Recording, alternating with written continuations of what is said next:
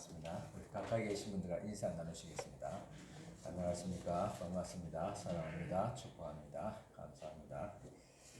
교회 소식 전해드리겠습니다. 예배 드리는데 힘쓰시기 바랍니다. 또 가정예배 주일 저녁이라 평일에 꼭 한 번씩 들으시기 바랍니다. 또 일요일의 예배는 지금 성경별로 드리고 있습니다. 또 성경 문제풀이 잘 해주시길 바랍니다. 또 성경 일독에 또 많이 참여해 주시기 바랍니다.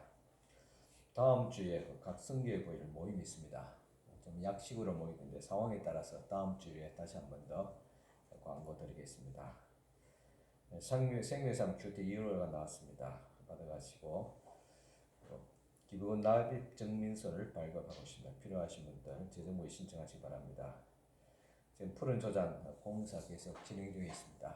여러분의 관심과 기도를 부탁드립니다. 또 우리 설한 이웃에서 우리 설날을 맞이해서 또 주민들에게 또 떡국 나눔을 했습니다. 또 무명으로 또 설날 떡국 각 가정당 또 한 봉씩 그렇게 또 돌아가실 때 섬기게 되겠습니다. 또 무명으로 우리 방문자 QR 체크용 갤럭시 탭 또 선물해 주셨습니다. 감사를 드립니다. 일요일의 목회에 계속 참고하시기 바랍니다. 교회 소식 기사입니다. 이제 다 같이 일어서서 경건한 마음으로 하나님 앞에 예배를 드리겠습니다.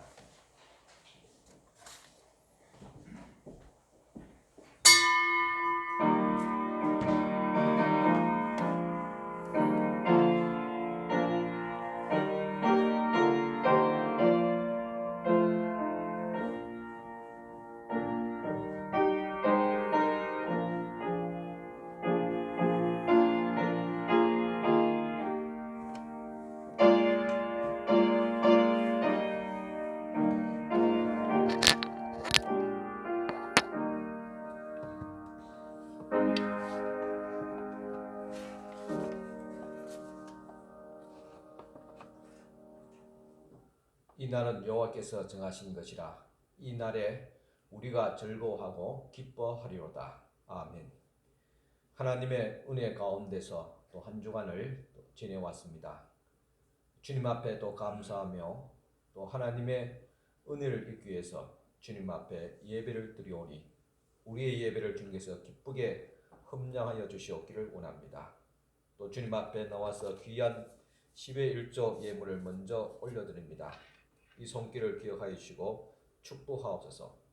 또한 참 어려운 침투된 경기 가운데서도 하나님께서 저들의 살림과 그 가정과 그리고 직장과 사업들을 주께서 지켜주시고 모든 필요한 것들을 공급하여 주시옵기를 원합니다.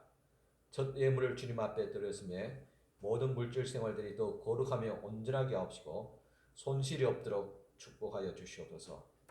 주님 앞에 또 감사하며 귀한 감사 예물 올려드립니다. 함께 하시는 주님 은혜 감사하며 또 하나님의 은혜 감사하며 주님의 은혜도 감사드리며 범사에 감사드리며 주님의 은혜도 감사드리며 또 하나님의 주신 건강에 또 감사하며 귀한 예물 올려드립니다. 이 손길을 통한 주께서 축복하여 주시옵기 원합니다. 늘 감사하는 마음, 그 마음에 주님을 향한 또한 이 감사의 마음을 통해서 주님 주시는 더 큰 사랑과 은혜를 입게 하옵소서. 주님 앞에 소원하며 기도한 바가 또한 이루어지게 하여 주시옵기를 원합니다. 또 건축 헌금으로 드리며 또 그 주일에 또 헌금을 드리며 각종 향기로운 모든 예물들을 주님께서 기쁘게 흠량하여 주시사 저들에게 복을 다하시되 믿음의 복을 건강의 복을 또 물질의 복까지도 다하여 주시옵소서. 예수님 이름으로 축복하며 기도드리옵나이다. 아멘. 네, 다 앉으시기 바랍니다. 이 시간 최재훈 지사님 오셔서 찬양 드리겠습니다.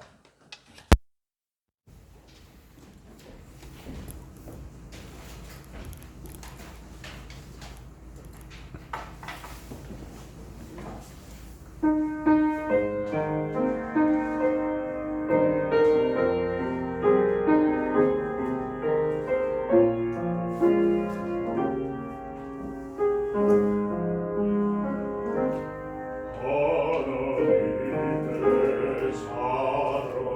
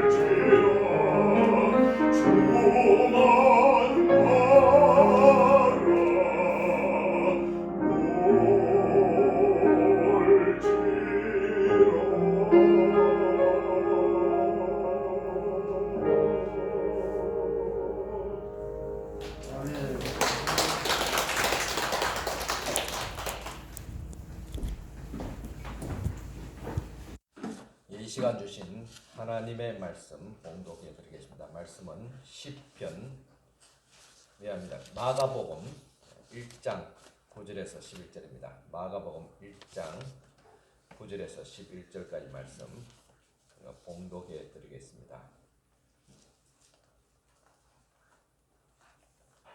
그때 예수께서 갈릴리 나사렛으로부터 와서 요단강에서 요한에게 세례를 받으시고 곧 물에서 올라오실새 하늘이 갈라짐과 성령이 비둘기같이 자기에게 내려오심을 보시더니 하늘로부터 소리가 나기를 너는 내 사랑하는 아들이라 내가 너를 기뻐하노라 하시니라. 아멘.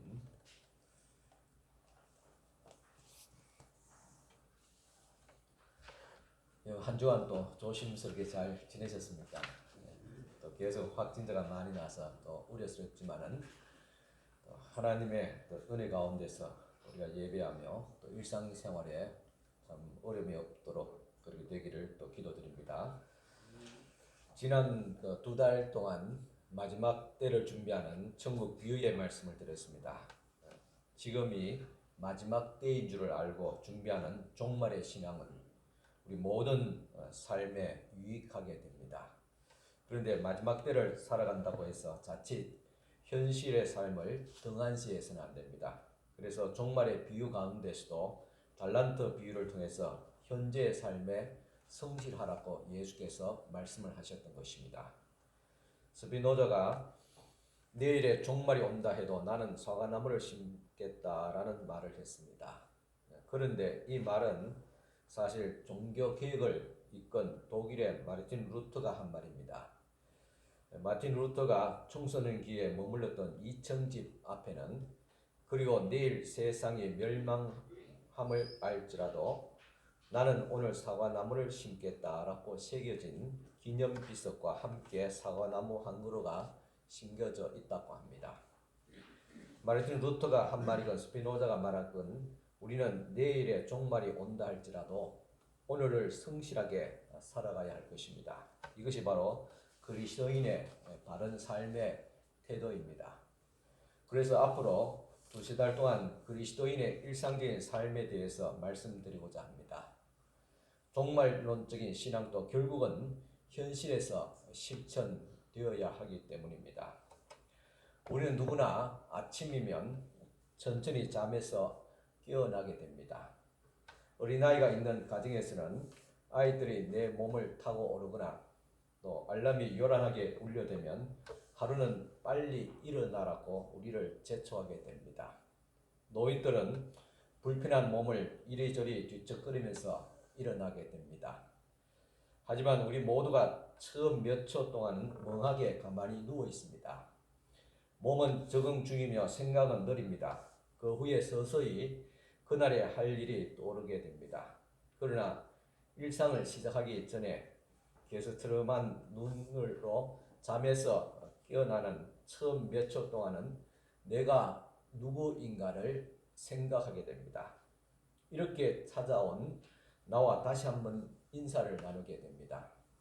어린아이건 또 한날의 수장이건 그 순간만큼은 우리 모두가 잠옷바람에 머리는 헝클어져 있고 냄새나는 입으로 하품을 하고 아무 일도 하지 않고 하루를 향해서 더듬더듬 기어가게 됩니다.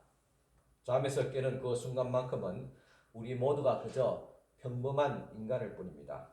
특별한 것도 없는 무방비 상태로 새롭게 태어난 인간, 그리고 동공이 빛에 적응하느라고 눈을 깜빡이고 뇌는 서서히 의식의 세계로 들어가게 됩니다.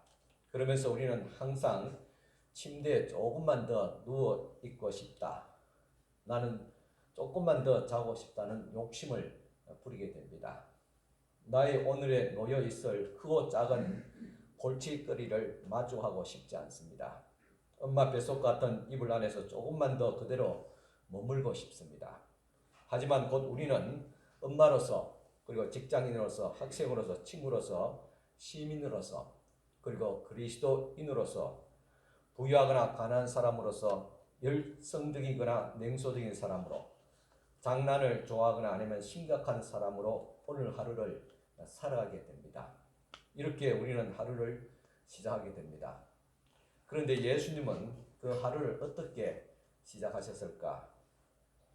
예수님의 출생과 소년 시절에 관한 짧은 이야기를 들은 뒤에 우리는 곧바로 요단강에서 성인이 된 그분을 만나게 됩니다. 햇빛에 눈을 찡그리고 발가락 사이는 모래가 가득히 낀 채 서 있는 무리 중에 한 사람으로 만나게 됩니다. 경배와 영광을 받으시기에 합당한 분이 무명으로서 평범하게 30년을 보냈습니다. 하나님이 사람이 되신 파격적인 모습으로 오셨지만은 육신은 하나님은 일하러 가셨고 졸릴 때는 하품도 하는 보통의 사람 사이에서 평범한 삶을 사는 한 남자로서 조용한 일상을 살아오셨던 것입니다. 제가 예전에 부목사로 있을 때 담임 목사와 가까이 마주 대하게 되면 항상 입에서 좋지 않는 냄새가 났습니다.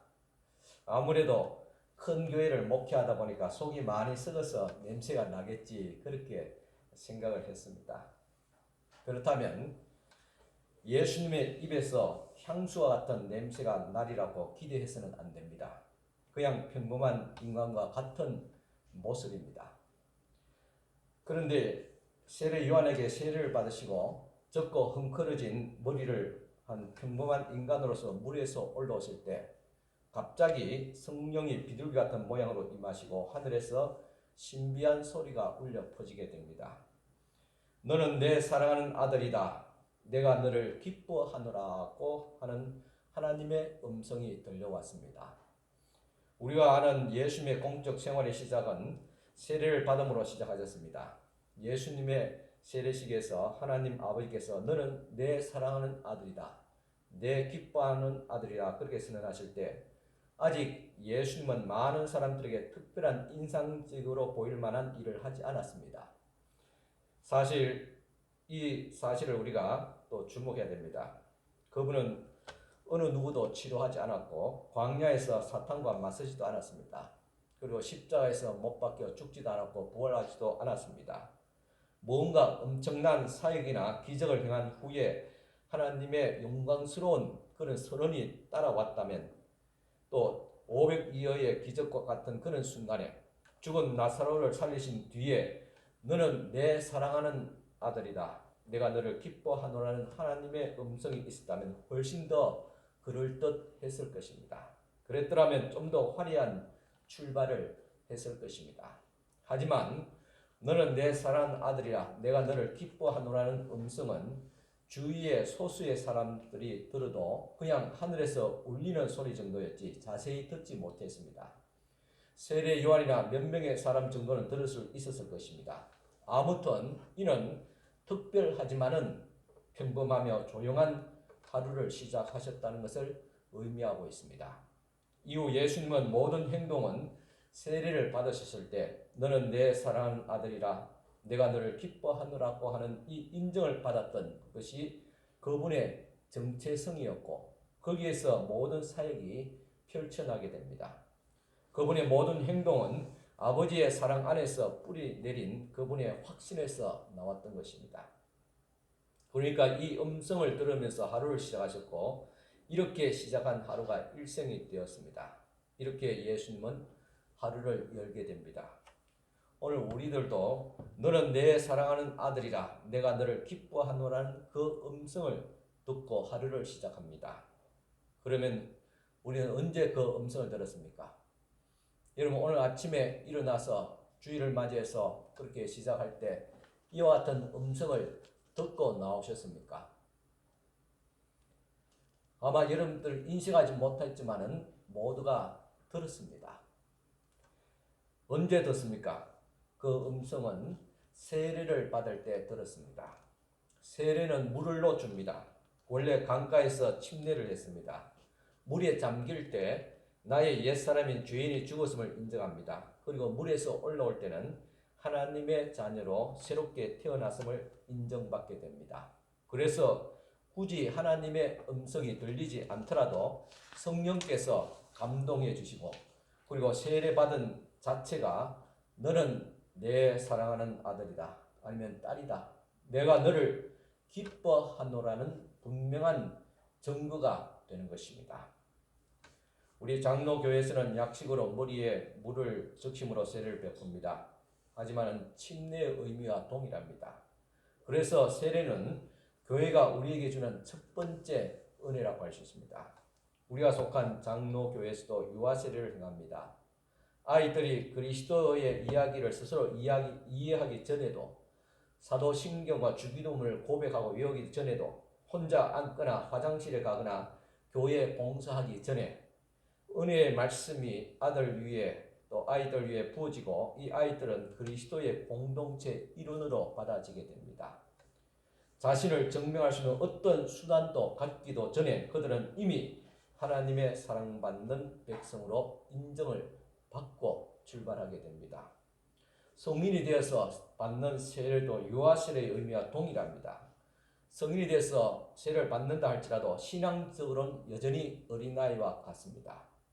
하나님을 온전히 알기도 전에 그리고 예배 생활과 기도 생활을 바로 하기 전에 11조를 비롯한 헌금 생활을 바로 하기 전에 또 교회 생활을 모범을 보이기도 전에 세례를 받음을 통해서 너는 내 사랑하는 아들이다. 내가 너를 기뻐하노라는 인정을 받게 된 것입니다.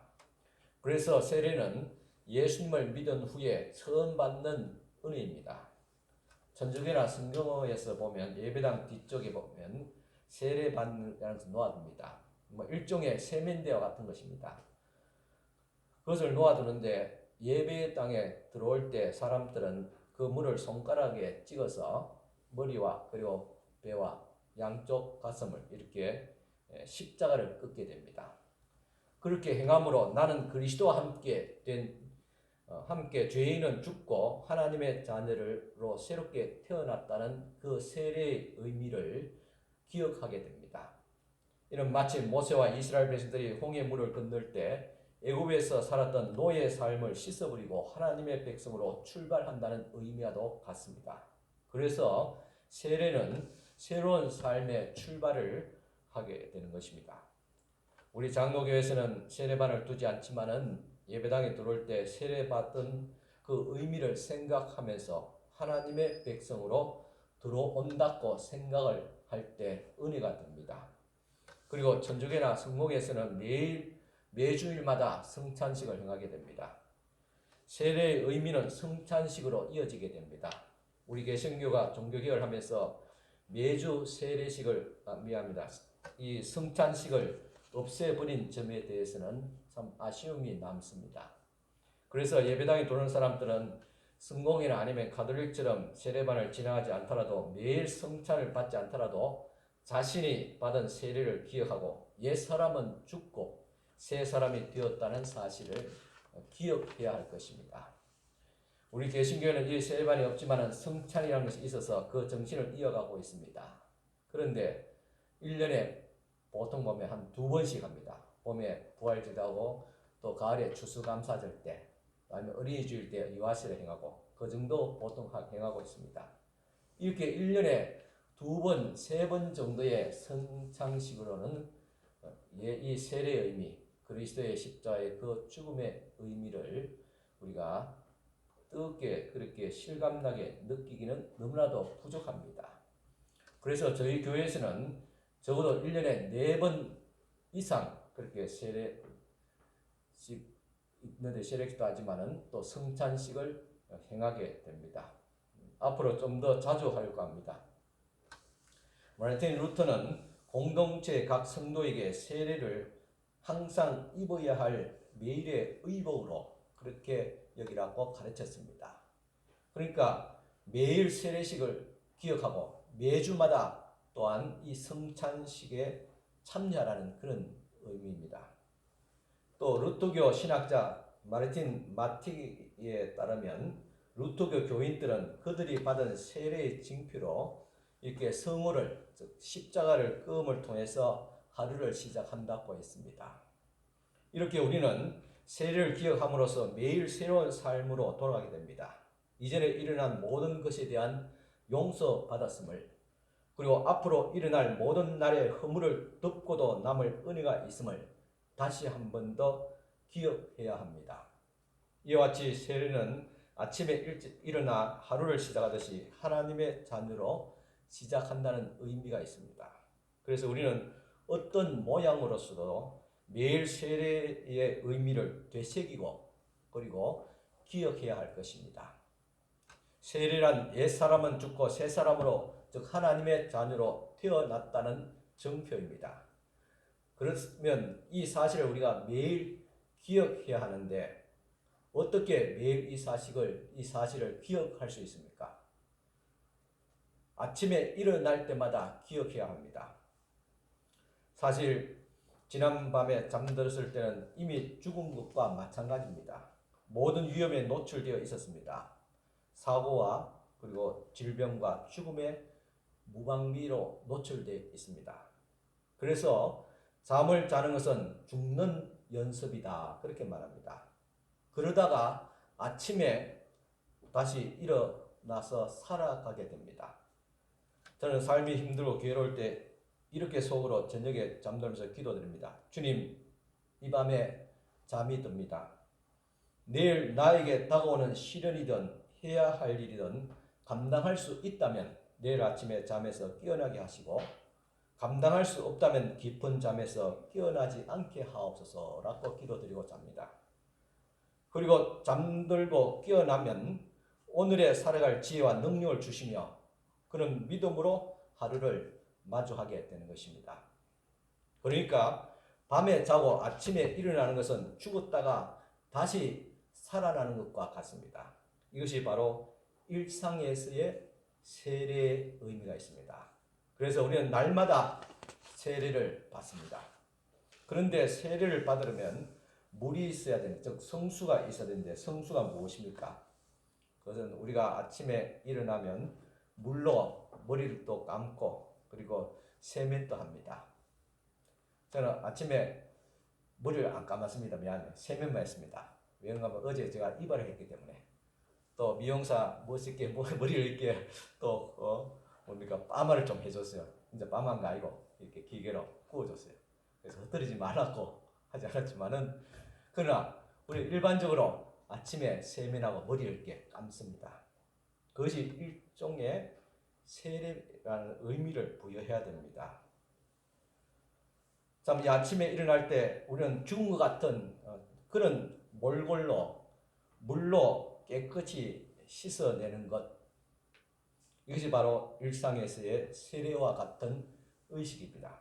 그러므로 우리가 앞으로 아침에 머리 감고 세면을 할 때 세례를 받는 그런 마음으로 하시길 바랍니다. 그러면 은혜가 됩니다. 나는 간밤에 죽었고 하나님의 자녀로 새롭게 태어났다. 나는 하나님의 사랑받는 자녀요 하나님의 기뻐하는 자다. 그렇게 외치면서 하루를 시작하시길 바랍니다. 그리고 일상에서의 세례를 받았다면 이제는 세례에서 이어지는 성찬을 받아야 되지 않습니까? 매일 세례를 받다면 매일 세례 후에 먹는 성찬은 무엇입니까? 아침에 먹는 조반입니다. 그래서 아침 조반을 준비할 때는 성찬을 준비하는 그런 마음으로 해야 합니다. 그런데 요즘은 바빠서 아침 성찬을 준비하지도 않고 또 먹을 시간도 없습니다. 그러니까 현대인의 몸과 마음이 병들어 갑니다.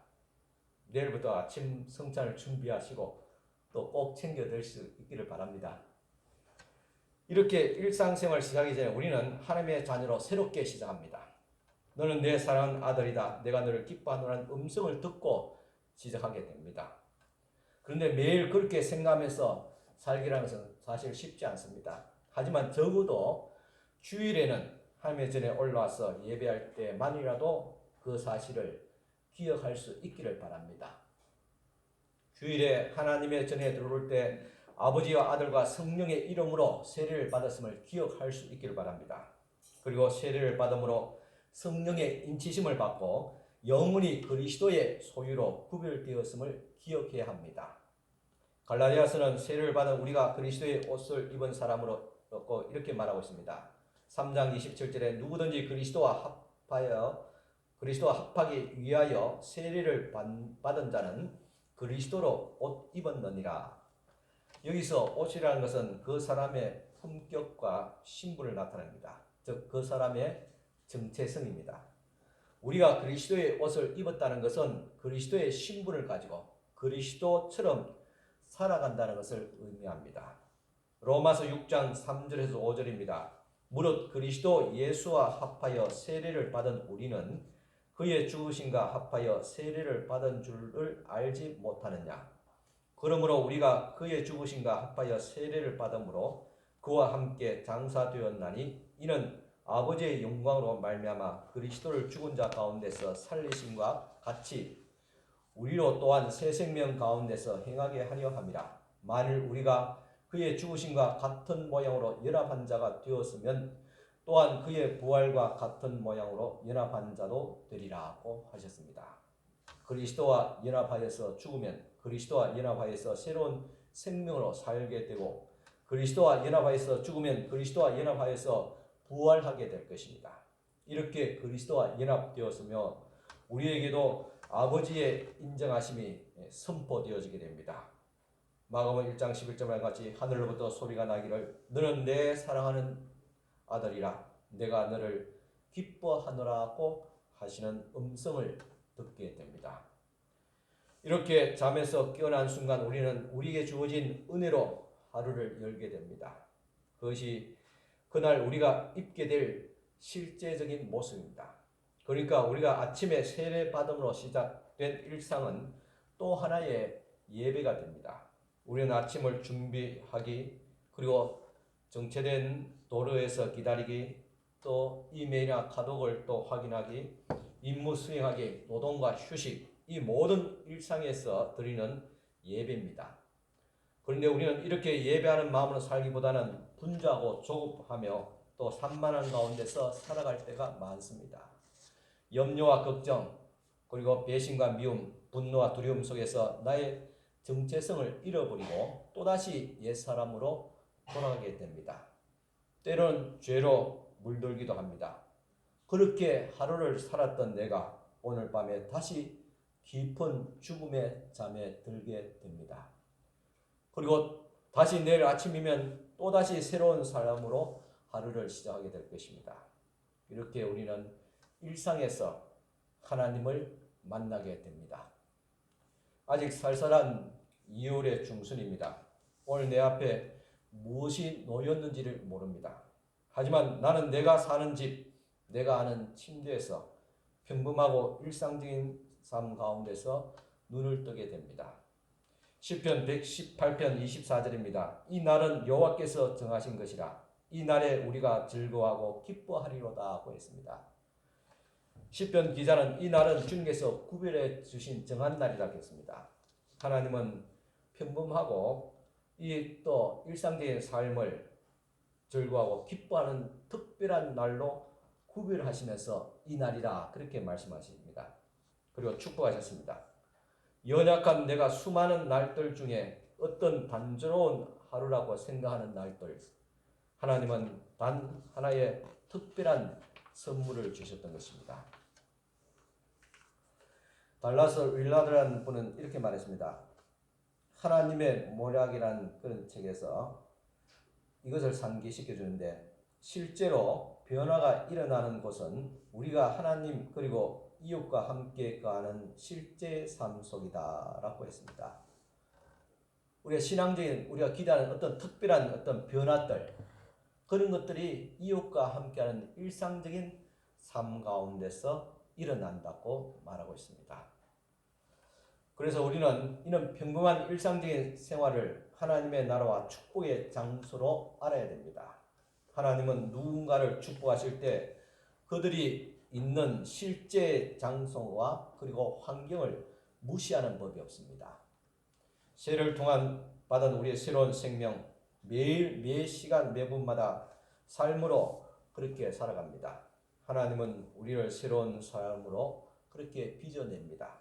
그리고 이러한 빚어냄의 장소가 바로 오늘이라는 이 작은 평범한 하루하루 일상생활이라는 사실입니다. 히치콕이라는 사람은 이렇게 영화라는 것을 이렇게 정의했습니다. 지루한 장면들을 잘라낸 인생이라고 말했습니다.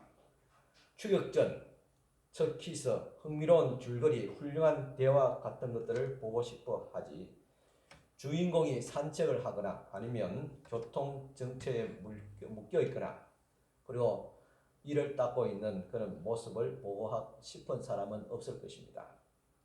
그런 장면들이 꼭 필요하다면 좋은 배경 음악 없이는 보고 싶지 않을 것입니다. 그러면서 우리들도 우리의 삶을 한편의 영화같이 그렇게 살기를 원합니다. 심지어 신앙생활도 지루한 장면들을 잘라낸 특별한 그리스도의 삶을 원하는 경향들이 있습니다. 그러나 하나님은 우리가 쉬고 말하고 놀고 우리의 몸과 가족 그리고 이웃 집을 돌보며 하루하루를 살아가도록 만드셨습니다. 예수님도 그렇게 살았습니다. 이 모든 지루한 부분들은 작고 하찮게 느껴지는 이 하루하루가 하나님이 우리를 위해 준비하신 풍성한 삶의 일부라는 사실입니다. 그리스도가 평범하게 보내신 30년도 구속의 이야기의 중요한 일부분입니다. 30년의 평범하고 지루한 이야기가 없이 3년의 사역을 말할 수가 없습니다. 예수님의 인생에서 기록조차 되지 않았던 그 긴 시간 때문에 우리의 작고 평범한 인생의 의미를 얻게 됩니다. 그리스도가 목소리였다면 그리스도 안에 있는 우리 모두는 우리의 노동이 존엄하고 거룩한 사실을 발견하게 됩니다. 그리스도가 무명으로 시간을 보내셨다면 대부분 무명으로 살아가는 우리의 삶 안에 무한한 가치가 담겨져 있음을 깨닫게 됩니다. 그리스도가 생애 대부분 시간을 평범하게 보내셨다면 인생의 모든 부분의 평범한 삶도 그분의 주권 아래 놓여 있다는 사실입니다. 작거나 하찮은 일이라도 하나님의 영광과 가치를 드리는 중요한 일이라는 사실입니다. 인도의 콜카타에 지극히 가난한 사람 곁으로 간 선교사가 있었습니다. 그는 대단한 사명감과 포부를 가지고 선교지에 갔습니다. 그런데 그는 낯설고 도전적인 장소에서도 조차 자신의 삶이 일상적이 되었다는 사실을 보고 놀라게 됩니다. 그는 해외 선교지에 대단한 용기와 사명감을 가지고 갔지만 정작 선교지에서 자신의 삶은 그저 보통 사람들 같이 앉아있고 업무를 보고 집안일을 하며 자신의 몸을 돌보고 이웃을 알아가고 그리고 사람들을 사랑하려고 애쓰며 때로는 성공하기도 하고 때로는 실패하며 살아가는 결코 비범하지 않는 삶에 충격을 받았다고 합니다. 내가 이를 얻고 이 오지에 왔던가 그렇게 후회를 하게 됩니다. 그는 비범한 삶을 쫓아가다가 정작 일상생활 속에서 일하시는 주님을 만나지 못했던 것입니다. 오늘 우리들의 인생이 이렇지 않습니까? 뭔가 특별한 일이 있어지기 바라고 특별하게 하나님 앞에 쓰임을 받기를 원하는데 난 그저 평범한 그런 사람이다 생각할 때 초라하게 느끼지 않습니까? 제가 예전에 몸담고 있었던 본교회 연세 많으시고 늘 기도하시는 권사님이 제가 신학교 다니고 있을 때 직접 듣지 못했지만은 어머니를 통해서 그런 예언이 아닌 예언의 이야기를 전해 주었습니다. 김전 여사는 앞으로 작고 아담한 그런 교회를 목회할 거야. 그 이야기를 듣던 저이지만 그때도 갖추지 못하고 아직도 서투른 그런 신학생이 있지만 괜히 마음이 좋지는 않았습니다.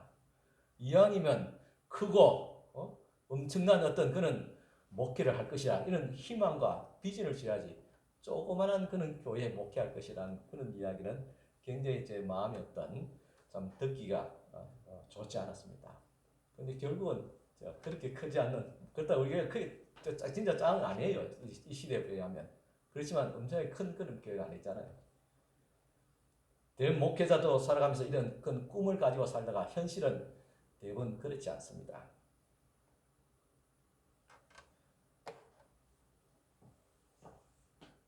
그러나 우리들은 앞으로 참 두세 달 동안 말씀 속에서 일상의 삶을 바라보고 일상적인 삶에서 역사하시는 하나님을 만나게 될 것입니다.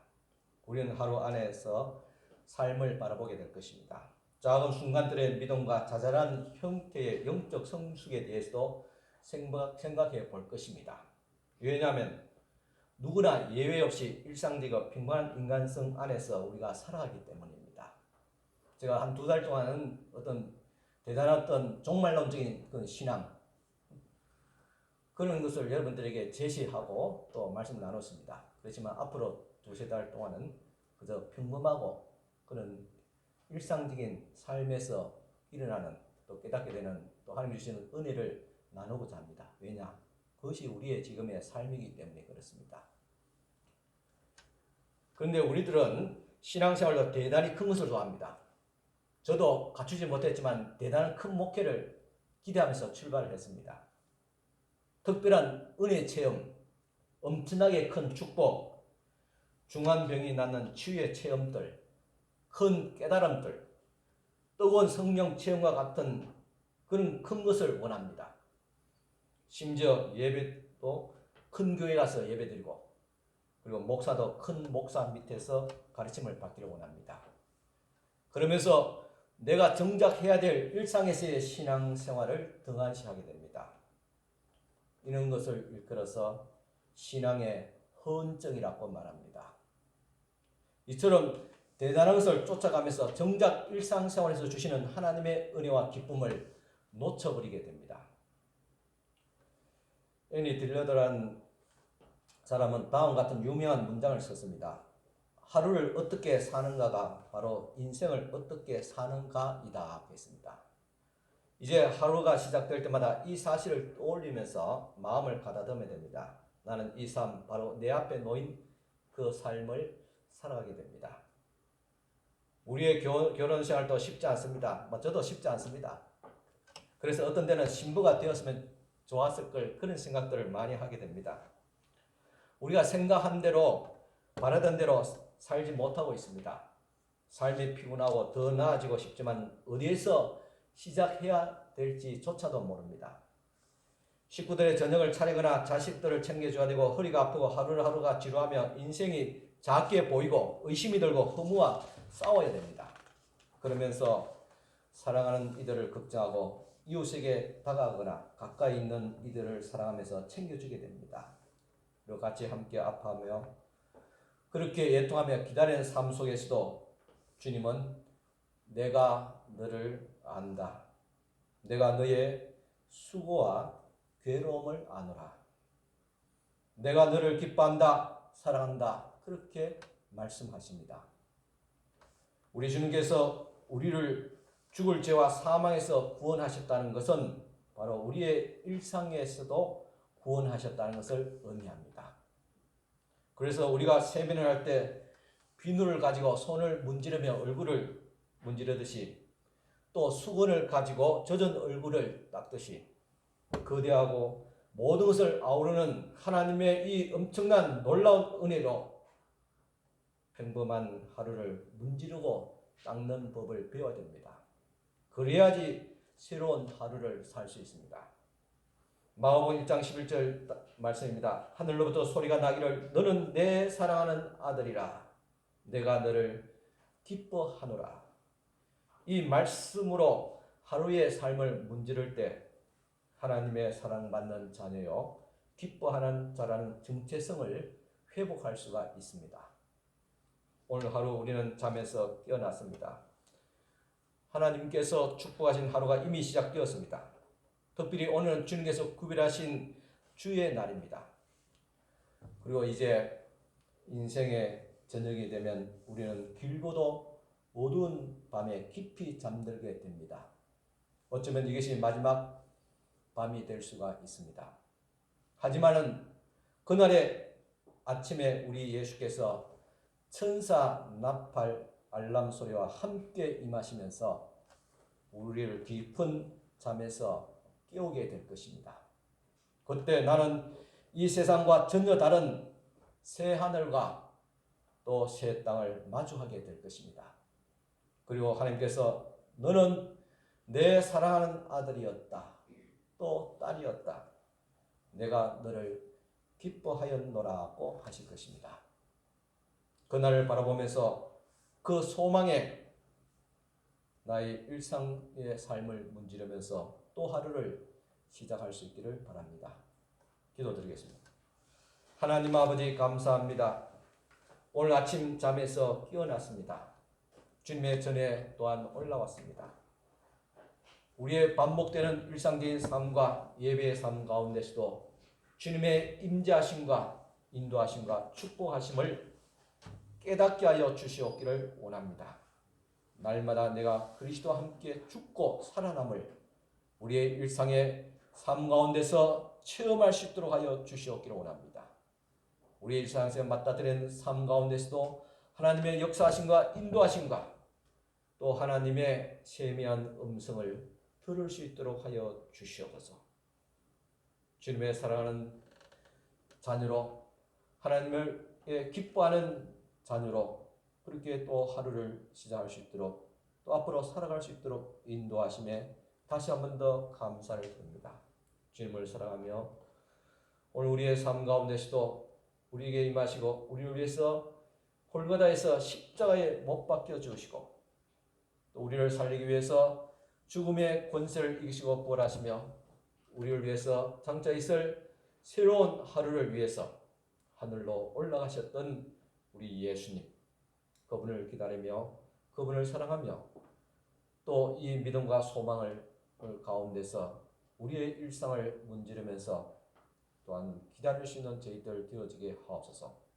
오늘 주어진 일상의 삶을 헛되이 보내지 않게 하옵시고 우리의 주어진 이 귀한 날을 복되게 여기며 감사하며 또한 최선을 다해서 살아갈 수 있도록 주님 도와주시옵소서.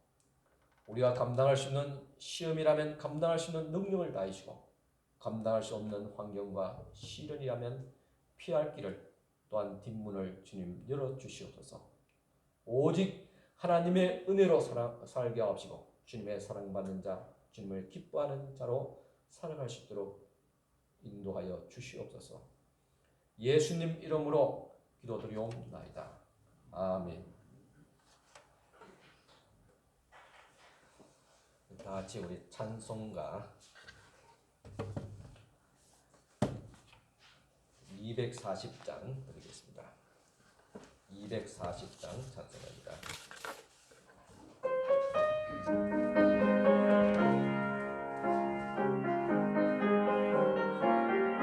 미안합니다. 주보가 지난주 주보 135장입니다. 135장 가져가 드리겠습니다.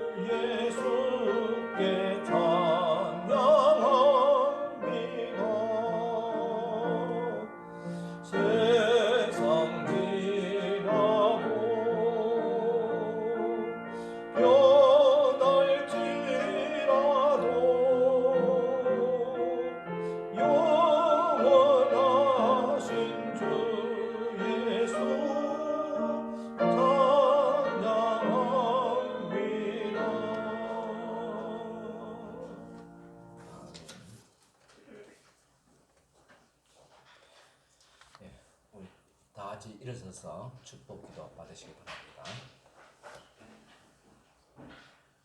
지금은 우리 주님 예수 그리스도의 은혜와 하나님의 크신 사랑과 성령님의 감화 교통 충만한 은총이 오늘도 주님 앞에 나와서 예배하는 사랑하는 모든 우리 성도들 머리 위에 지금부터 영원토록 함께 있을지어다.